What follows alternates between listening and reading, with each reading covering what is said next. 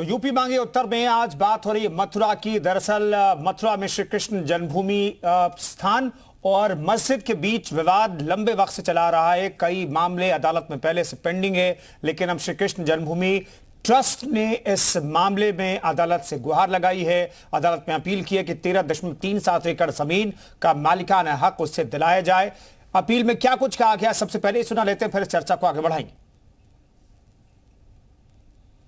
खसरा, खेवट, खतौनी, municipal record आज भी श्री कृष्ण ट्रस्ट मालिक है। उसका अवैध कब्जा पहले था, अवैध कब्जा हम आज भी कह रहे हैं, अनऑथराइज्ड पोजीशन आज भी हम कह रहे हैं। उनको कोई लीगल आइडेंटिटी नहीं है, कहीं से कुछ भी नहीं है, और उन्होंने कई बार प्रयास किया। ये मुकदमे आज नहीं चल रहे हैं, 137 साल तक लगातार मुकदमे। हमारा कहना यह है कि जो कंप्रोमाइज 1974 में हुआ, उस कंप्रोमाइज वो इलीगल है, वॉइड है। ट्रस्ट की कोई सहमति उस कंप्रोमाइज में नहीं रही है।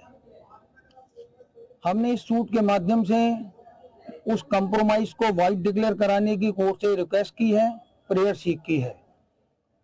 जो डिस्प्यूटेड कंस्ट्रक्शंस, इलीगल कंस्ट्रक्शंस हैं हमारे ट्रस्ट की जमीन पर, उन कंस्ट्रक्शंस को रिमूव करने के लिए मैंडेटरी इंजंक्शन की रिलीफ सीख की गई है।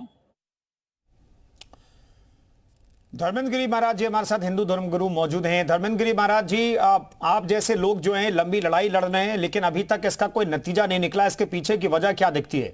क्यों कोई नतीजा नहीं निकल रहा है? जिस तरह के नतीजे हमने देखा बनारस को लेकर के निकल रहा है, वहां पर सर्वे हो रहा है, और सर्वे के बाद तो बहुत सारी डिमांड हो रही है कि यहां भी सर्वे होना चाहिए, लेकिन इस तरह के नतीजे अदालत में आप लोगों को नहीं मिल रहे हैं। इसके पीछे की वजह क्या है?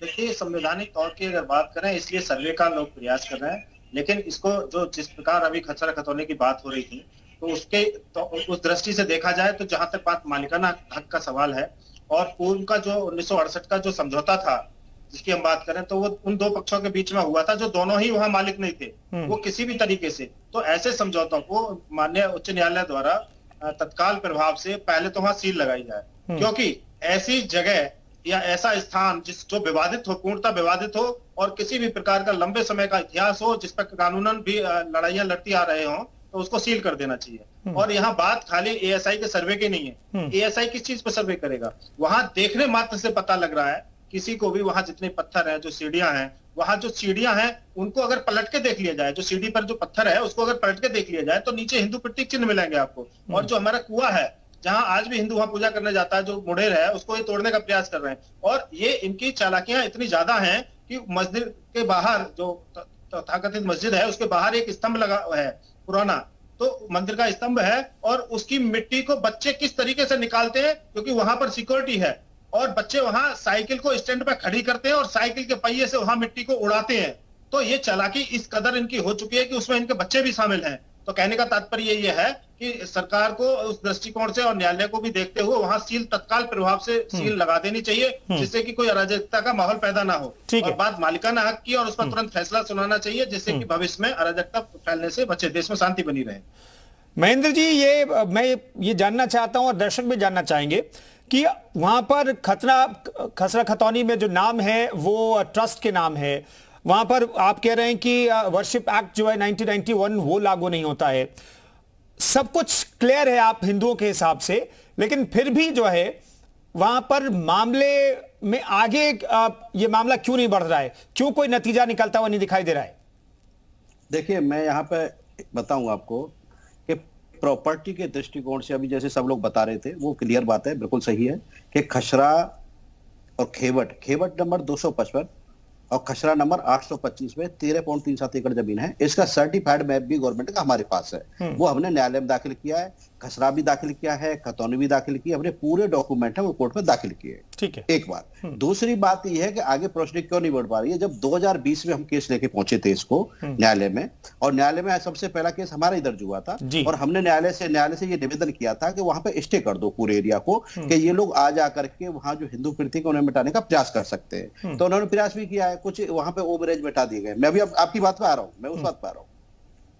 वो इन्होंने मिटाने का प्रयास भी किया, तो अब हमने वहां जब एप्लीकेशन दी, हमारा सूट फाइल हुआ और सूट में निवेदन किया कि ये प्रॉपर्टियों के लिए डिक्लेरेशन सूट का था कि भाई 1968 के उस कंप्रोमाइज को रद्द किया जाए। तो ये इन्होंने बड़ी चालाकी के साथ 7-11 का और उस 7-11 के तहत एक एप्लीकेशन लेकर के आए और कहा कि साहब इनका ये केस चलना ही नहीं चाहिए, ये इसके लिए इंटाइटल है। तो उस केस के उस 7-11 के आधार पर इन्होंने प्रार्थना पत्र लगाया और उस पर ये खींचते रहे। फिर इसको हम जैसे सिविल जज के यहाँ चल रहा था तो एडीजे के यहाँ ले गए, एडिशनल डिस्ट्रिक्ट जज के यहाँ ले गए, फिर हाई कोर्ट चले गए। तो इनकी एक रणनीति है क्योंकि इनके पास कोई सिंगल डॉक्यूमेंट नहीं है, they have not a single document, मैं चैलेंज के साथ कह सकता हूं। तो ये क्या करते हैं कि जब भी कोई व्यक्ति हिंदू पक्ष कोर्ट में जाता है तो 7-11 की एक एप्लीकेशन लेकर के आते हैं। और आप जानते हैं कि कानून में बहुत सारे लोग ना ऐसे हैं कि जहां केसों को लंबा खींचा जा सकता है। यहाँ जैसे बनारस में भी बहुत खींचने का कितने लंबे समय से चल रहा था, वहां पर अवसर भी हो पाया।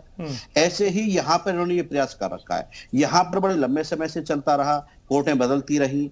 अब माननीय उच्च न्यायालय ने 18 केस हो गए, सभी केसों को वहां चले गए हैं। और वहां पर अब देखिए एक महत्वपूर्ण बात आपको यहाँ भी बता दूंगा आपको कि जब हाई कोर्ट में जब ये सब केस चले गए तो शाही ईदगाह पक्ष ने बड़ी चालाकी से सुप्रीम कोर्ट में एक एसएलपी दाखिल किया और एसएलपी दाखिल करके कह रहे हैं कि साहब सभी केस मथुरा चलने चाहिए जी भाई, मथुरा चलने चाहिए। पिछली डेट थी, मैं भी सुप्रीम कोर्ट में था। तो ऑनेबल सुप्रीम कोर्ट ने पूछा कि भाई मथुरा में क्यों चलने चाहिए। भाई हाई कोर्ट का जुडिक्शन जहाँ बड़ा है, हाई कोर्ट में अपनी बात आप रखिए जाकर के, और उनको अधिकार क्षेत्र ज्यादा है तो आपको रेमेडी मिलेगी। नहीं साहब मथुरा में ही चलना चाहिए, क्योंकि ये जानते हैं कि जब ये ट्रायल चलेगा तो निश्चित रूप से ये कन्फर्म है कि ये प्रॉपर्टी हिंदू पक्षकारों को मिलेगी। तो ये जान करके बार हिंड्रेंस पैदा करने के उद्देश्य से ये बार एप्लीकेशन लगाते हैं और इसको लिंगर ऑन करने का ये प्रयास करते रहते हैं बार ये इनका। बिलाल खान साहब, 1968 का जो समझौता था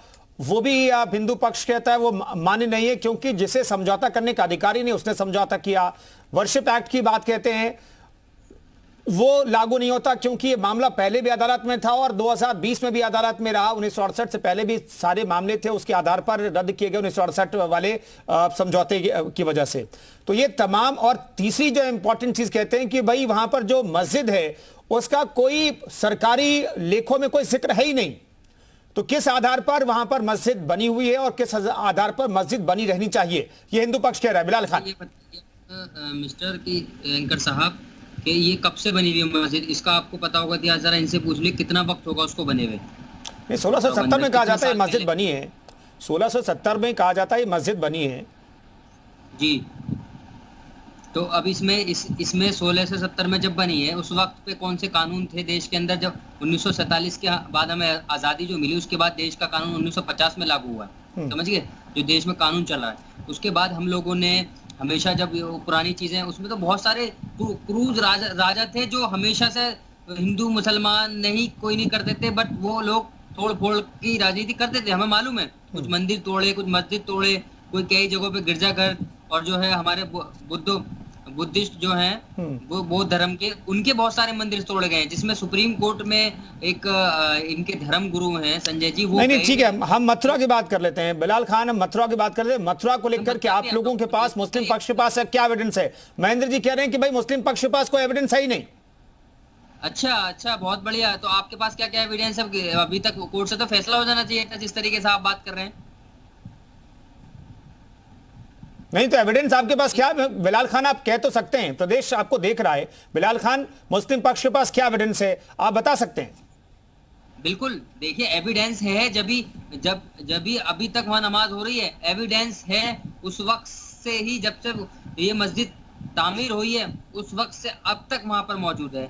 लेकिन जो एविडेंस इनके पास है वो एविडेंस नहीं दिखाते ये लोग। जब कोर्ट में जाते हैं उसमें फिर ये PIL डाल देते हैं, फिर अपना एक याचिकाकर्ता बन गए, अपने हो गए फिट, उसके बाद उसको ट्रायल पे चला लेते हैं कि भाई इसमें सर्वे होना चाहिए, SI का सर्वे चाहते हैं, फिर अब वजू खाने पाएंगे, फिर घुसते घुसते अंदर मस्जिद में घुस जाएंगे। अरे पुराने जमाने में लोग ये नहीं देखते थे, चाहे मुगल हो, उससे पहले राजा रहे हो, महाराणा प्रताप रहे हो, और चाहे वो कोई भी जिस तरीके से आपने पूरा देश का इतिहास पढ़ा है, जितने राजा आए, जितने मुगल आए, जितने सारे लोग आए, उन लोगों ने कभी भी कानून को नहीं माना और अपने उससे चलाया। हमारा भारत देश आजाद है, जब कानून बना था उसके अंदर प्रावधान दिए गए थे।